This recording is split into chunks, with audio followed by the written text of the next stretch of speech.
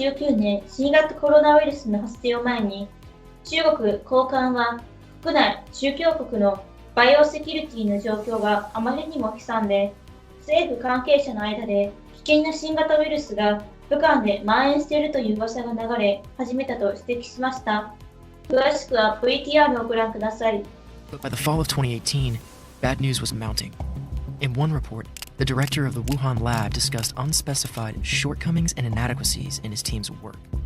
A senior party member warned that certain problems exist. The signs are shocking, but not as shocking as what comes next. By January 2019, we have new evidence that the Wuhan lab was conducting new experiments on Chinese bats that carry important viruses. You start to hear researchers talking openly about a bat coronavirus that's developed into something that's very infectious and very dangerous to humans. You begin to see references about that, about the existence of that kind of virus in their laboratories, and that's one of the things they were working on. And that was sort of the beginning of this trail that really led us to a place that I think we find ourselves in today. In January 2019, Xi urged the party to be highly vigilant about black swan events. It was an ominous warning. And in February, scientists working with the People's Liberation Army, which frequently collaborated with researchers at the Wuhan lab, expressed concern that pathogens could infect experimental staffers and spread outside the laboratory. The safety situation at the lab only continued to decline. In May, staff wrote that regulation enforcement still needs to be strengthened because the lab's operations put biosafety at risk. Then, in the second half of 2019, something happened. So by the summer of 2019, at this point, the documents show us that clearly something was happening. The alarm was being rung about biosecurity issues, real concern about biosafety.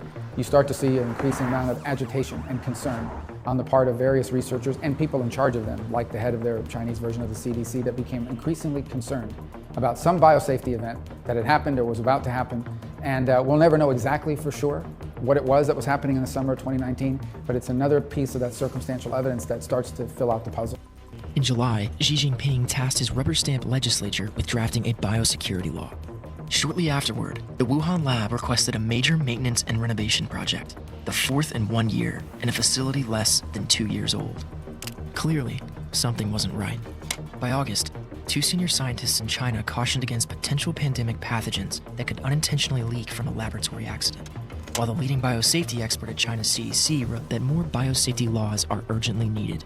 That same month, local governments around China held infectious disease drills to simulate the explosive mass outbreak of a disease of unknown origin.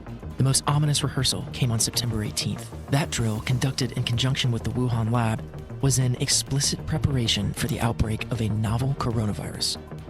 It was ordered just days after the lab increased physical security and shut down its online virus database in the middle of the night, at about the same time as the CCP placed the Chinese Academy of Sciences, the Wuhan lab's parent organization, under a political investigation that would last 2 months. As early as October, a senior Chinese official noted that the biosecurity situation in our country is grim, and rumors began circulating among government insiders that a dangerous new virus was on the loose in Wuhan.